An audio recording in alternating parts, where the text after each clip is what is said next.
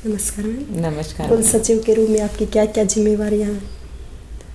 कुल सचिव के रूप में देखिए, सबसे पहले तो कुल सचिव चीफ एडमिनिस्ट्रेटिव ऑफिसर होता है, तो उसको मैनेज करना होता है money management, infrastructure management, man power की मैनेजमेंट, ये सब देखना होता है।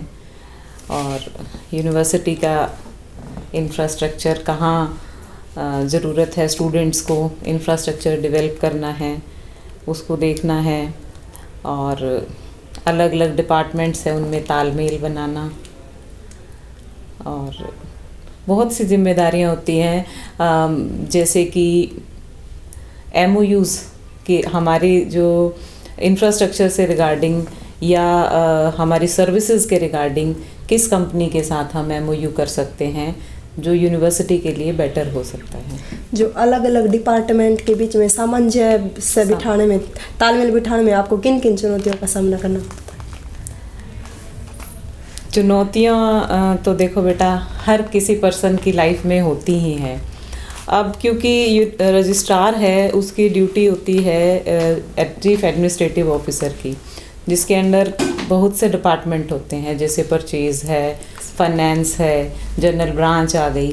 तो हर एक डिपार्टमेंट की अलग अलग रिक्वायरमेंट होती है।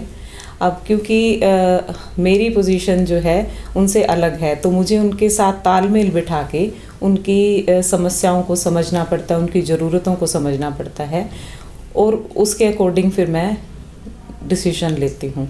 और मैं बड़ी अप्रोचेबल रहती हूँ उनके लिए, जो मेरे जो कर्मचारी हैं उनके लिए, ताकि वो अपनी जो चुनौतियाँ हैं, जो उनकी समस्याएं हैं, वो मुझे आके खुल के कहें, और मुझसे जहाँ तक हो सकता है मैं उनमें सामंजस्य बिठाने की कोशिश करती हूँ। और मैम, जो विद्यार्थी रिजल्ट को लेकर काफ़ी परेशान हैं, मार्कशीट का समय पर ना आना, रिजल्ट का समय पर ना आना, ये बेटा कि हमारी यूनिवर्सिटी आप देखिए कि अभी नई यूनिवर्सिटी है, और कोई भी नई यूनिवर्सिटी होती है या कुछ भी हम जब नया शुरू करते हैं तो कुछ ना कुछ चुनौतियाँ तो रहती हैं।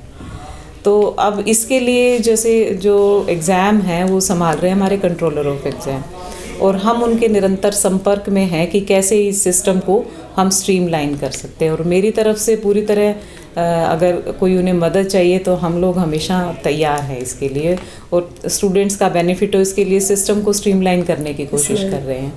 आज के परिप्रेक्ष्य में आप CBLU को कहाँ तक देखना चाहते हैं?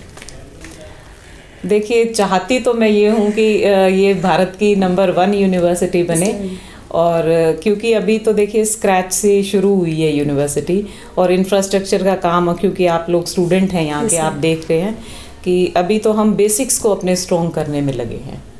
बेसिक्स में आप देखिए कि इंफ्रास्ट्रक्चर बन रहा है, अभी हमारा रोड नेटवर्क चल रहा है, अभी 2 बिल्डिंग्स तैयार हुई हैं और तीसरी भी बहुत जल्द, और गर्ल्स हॉस्टल भी अभी बनेगा, क्योंकि लड़कियों ज़्यादा है हमारी यूनिवर्सिटी में, तो हमारा उस तरफ ध्यान है कि उनको ये फैसिलिटी हम प्रोवाइड कराएं। और आज के परिप्रेक्ष्य में जैसा कि टेक्नोलॉजी का ज़माना है, तो टेक्नोलॉजिकल एडवांसमेंट को देखते हुए हमारे क्लासरूम्स जो है, नई बिल्डिंग जो बन रही है वो स्मार्ट क्लासरूम है। और आपके अनुभव के बारे में कुछ बताएं। मेरा देखिए सीखना और ये जीवन भर चलता रहता है, और यहाँ अनुभव मेरा बहुत ही अच्छा रहा है। यूनिवर्सिटी की कार्यप्रणाली के बारे में मुझे सीखने को मिला, स्टूडेंट से इंटरेक्शन, और अलग अलग लेवल की समस्याएं, क्योंकि ये क्या है कि पर्सन की मैनेजमेंट कैसे करनी है। ठीक है, जैसे आपने अभी पहले भी क्वेश्चन पूछा था कि अलग अलग डिपार्टमेंट में किस तरह से सामंजस्य बिठाना, तो वो जो मैनेजमेंट है ये मुझे सीखने को मिली। तो इससे क्या है, जब हम कुछ नया सीखते हैं तो हमारी पर्सनैलिटी निरंतर डेवलप होती रहती है। तो अच्छा अनुभव है, रोज़ कुछ नया सीख रही हूँ, आप लोगों से भी और मेरे अंडर काम करने वाले स्टाफ से भी। और जो मैम, जो विश्वविद्यालय में काम करें नॉन टीचिंग स्टाफ, वो समय पर के पाबंद नहीं है, ये कहाँ तक सही है? नहीं, ऐसा नहीं है। देखिए क्या है कि इस सिस्टम को कई बार क्या है कि हमें थोड़ा सख्ती बरतनी पड़ती है।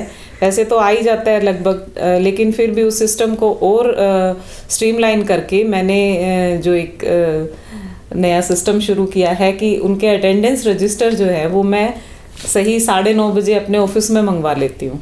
ओके। और उससे मुझे ये पता चल जाता है कि कौन टाइम पर आया है। और जब से ये सिस्टम शुरू किया है तो मैंने देखा है कि लगभग सभी टाइम पर आए हैं, और कोई किसी वजह से कुछ इमरजेंसी की वजह से थोड़ा लेट हो जाता है तो वो हमें इन्फॉर्मेशन दे देता है, और ऐसा कम ही होता है। Thank you. Thank you so much okay. And best wishes to you. Thank you.